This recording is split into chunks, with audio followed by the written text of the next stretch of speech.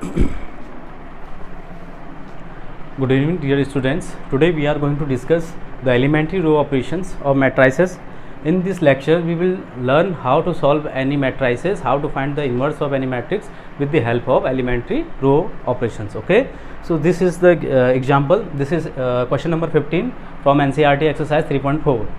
So here is a matrix A which is 3 cross 3 order. So first, if we are going to perform elementary row operation, then first we will write A equal to IA, sorry. Okay, we will write A equal to IA, where in this A we will put the value of matrices, and here in the place of identity we will put the identity matrix of same order, उसी order का जिस order का ये matrix होगा, और ये जो A है ये कंटिन्यूसली ऐसे ही चलता रहेगा.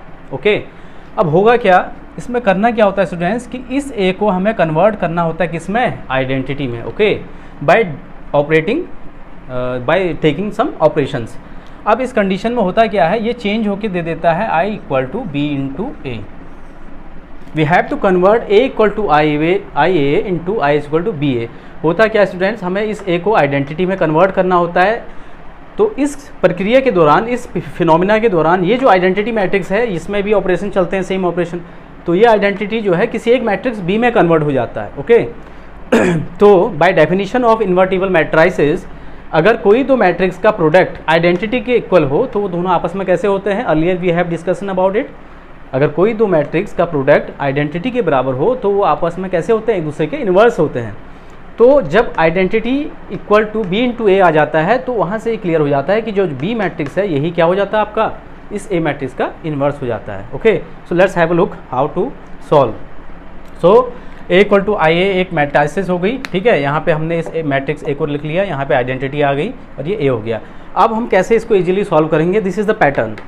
पैटर्न क्या है कि हमने ऐसे चलना है. ठीक है, इस पैटर्न में हमने चलना है, मतलब इस पैटर्न के अकॉर्डिंग हमें आइडेंटिटी बनानी होती है. ओके, इसका मतलब क्या है कि सबसे पहले हम यहाँ पे फर्स्ट रो फर्स्ट कॉलम के एलिमेंट को 1 बनाएंगे इसको, इस आइडेंटिटी के अकॉर्डिंग, क्योंकि हमें इसको आइडेंटिटी मैट्रिक्स में चेंज करना है.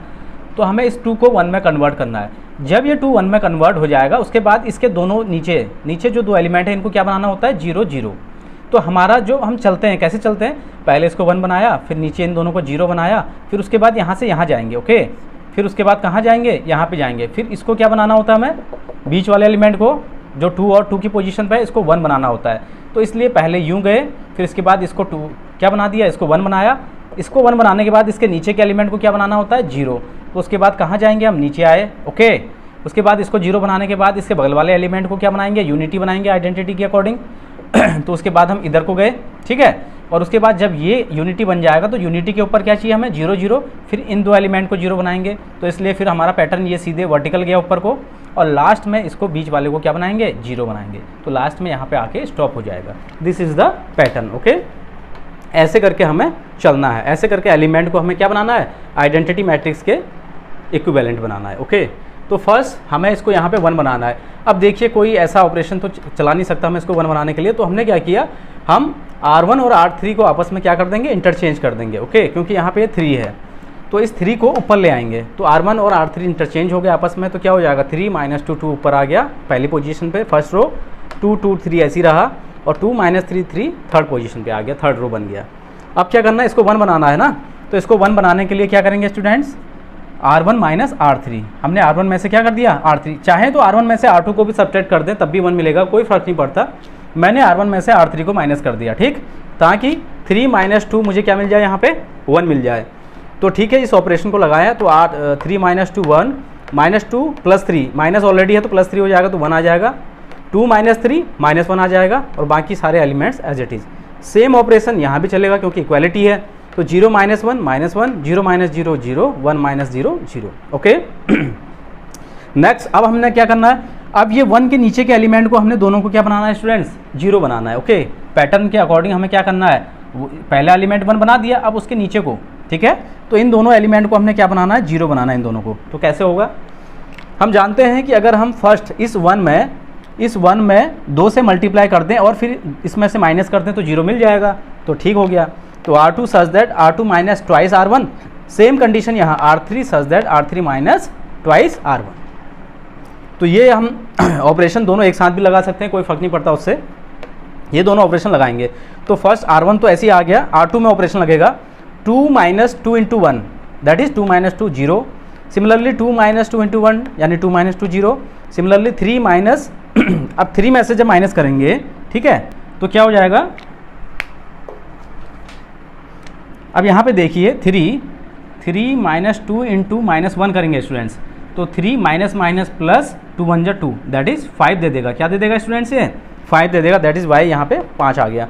ऐसे यहाँ पे 2 minus 2 time 1 that is 0, minus 3 minus 2 minus 5, 3 minus 2 करेंगे अगेन यहाँ पे 5 आ जाएगा, और सेम प्रोसेस इधर भी चलेगी, ठीक है। अब क्या हो गया, अब हमारा वर्टिकल तो काम पूरा हो गया ना, ये 1 बन गया, 0 ये 0। अब हमारा काम क्या है स्टूडेंट, अब ये बीच वाले एलिमेंट को देखिए, पैटर्न कहाँ को गया, अब यहाँ से पैटर्न ऊपर को गया, दैट मीन्स कि इसको 1 यहाँ पे 1 लाना है बीच में, ठीक है। तो यहाँ पे तो 0 है, 1 तो आ नहीं पाएगा, तो हम क्या करेंगे स्टूडेंट्स, हम यहाँ पे पहले तो हम एक काम कर लेते हैं, ये 5 को 1 बना लेते हैं, और यहाँ पे भी ये 5 और 5 है, इनको भी हम डिवाइड कर लेते हैं 5 से। तो हमने क्या किया, R2 और R3 दोनों को 5 से डिवाइड कर दिया। डिवाइड करने पर कुछ ऐसी कंडीशन आ जाएगी, क्लियर है। अब मुझे यहाँ पे बीच में क्या चाहिए स्टूडेंट्स, 1 चाहिए। पैटर्न के अकॉर्डिंग मैं ऐसे करके इधर को बढ़ूंगा ना, अब पहले ऐसे आया स्टेट, ठीक है, ऐसे आने के बाद आप कहाँ को बढ़ूंगा, इधर को, इसको 1 बनाना पड़ेगा ना, आइडेंटिटी में बीच में क्या होता है, 1 होता है। तो इसको 1 बनाने के लिए क्या करना पड़ेगा, we can change R2 and R3। R2 और R3 को आपस में क्या कर दिया हमने, इंटरचेंज, ताकि ये ऊपर चला जाए। तो इंटरचेंज करने के बाद ये प्रोसेस आ गया। अब चूंकि यहाँ -1 है, तो इसको +1 बनाने के लिए क्या करना पड़ेगा, -1 से मल्टीप्लाई कर देंगे हम सेकेंड रो में। तो वही चीज़ किया, R2 such that R2 multiply by -1, तो कुछ ऐसी कंडीशन आ जाएगी, ठीक है। अब उसके बाद क्या होगा स्टूडेंट्स, अब यहाँ पे तो 1 ठीक है, इसके नीचे 0 ऑलरेडी आ चुका है। तो हमारा पैटर्न क्या कहता है, पहले वर्टिकल डाउनवर्ड जाओ, फिर इसको 1 बनाओ, फिर नीचे को आओ। तो नीचे 0 बन गया है, जो कि हमें आइडेंटिटी में चाहिए होता है ना, 0 0 1। तो इसके बाद हम कहाँ को जाते हैं, लेफ्ट को, सॉरी राइट को जाते हैं ना। तो राइट में ऑलरेडी 1 बना हुआ है, 1 ही चाहिए होता है आइडेंटिटी में यहाँ पे। तो आप कहाँ को जाएंगे, यहाँ से ऊपर को। तो अब चूंकि ये 1 बन चुका है, अब मेरा काम है इन दोनों को 0 बनाना, ओके। आइडेंटिटी में ये दोनों क्या होते हैं, 0 होते हैं। तो ये कैसे 0 होगा, ये -1 में अगर मैं ये 1 जोड़ दूँ तो 0 हो जाएगा। तो इसलिए R2 such that R2 plus R3, ठीक है, R2 में R3 ऐड कर दिया, तो ठीक हो गया। 1 1 1 -1 ऐसी, 0 + 0 0, 1 + 0 1, -1 + 1 0, और ये नीचे वाला ऐसी। सेम प्रोसेस इधर भी आ जाएगी, पहला ऐसी आएगा, पहला रो, दूसरे रो इसमें इसको ऐड करेंगे तो 1/5 माइनस का 0 + 1/5 1/5, 2/5 -2/5 ऐड होंगे तो सब्ट्रैक्ट हो जाएंगे, 0 हो जाएगा। Third row as it is आ गया, ए ऐसी आ गया, ठीक है। अब मेरा पैटर्न क्या कहता है, सीधे वर्टिकली ऊपर को जाओ, तो ऊपर को जाने पे ये एलिमेंट ठीक हो गया, ये एलिमेंट ठीक हो गया। यहाँ पे क्या चाहिए स्टूडेंट्स, यहाँ पे हमें 0 चाहिए, ओके। तो 0 कैसे मिलेगा, अगर मैं -1 में 1 ऐड कर दूँ तो 0 बन जाएगा ना। तो हम क्या ऑपरेशन लगाएंगे, R1 such that R1 + R3, ये ऑपरेशन लगाया तो 1 + 0 1, 1 + 0 1, -1 + 1 0। सेम प्रोसेस इधर भी लग जाएगी, -1 + 2/5 -3/5, 0 + 1/5 1/5, 1 - 2/5 3/5। सेम रो ऐसी आ गई, और यहाँ पे बगल में क्या आ जाएगा इसके साथ, मल्टीप्लाई में A।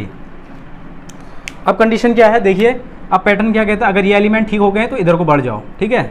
तो देखिए आइडेंटिटी अभी भी कंप्लीट नहीं हुई है, 1 0 0 आना चाहिए ना, नीचे वाला ठीक हो गया, 0 1 0 0 0 1। अब हमें इसको क्या बनाना है, 0 बनाना है, ठीक है। तो ये 0 कैसे होगा, अगर मैं R1 में से R2 सब्ट्रैक्ट कर दूँ, दिख रहा है मुझे, इस 1 में से ये 1 घटा देंगे तो हो जाएगा। बाकी इधर तो 0 बन गए तो इस पर कोई इम्पैक्ट नहीं पड़ेगा। तो अब कंडीशन क्या लग जाएगी, R1 such that R1 - R2, clear है। ये प्रोसेस लगाने पे इधर आइडेंटिटी बन गया, इधर एक मैट्रिक्स बन जाएगा जिसको मैंने B नाम दे दिया, और ये A। तो I = B × A के बराबर आ गया। और ये कब होता है स्टूडेंट्स, आइडेंटिटी के बराबर कोई दो मैट्रिक्स का मल्टीप्लिकेशन कब आइडेंटिटी के बराबर होता है, जब वो आपस में एक दूसरे के क्या हो, इन्वर्स हो। तो hence this B is a inverse of matrix A, और यही जो मैट्रिक्स होगा यही क्या हो जाएगा, A इन्वर्स बन जाएगा। This is the process. I hope आपको ये समझ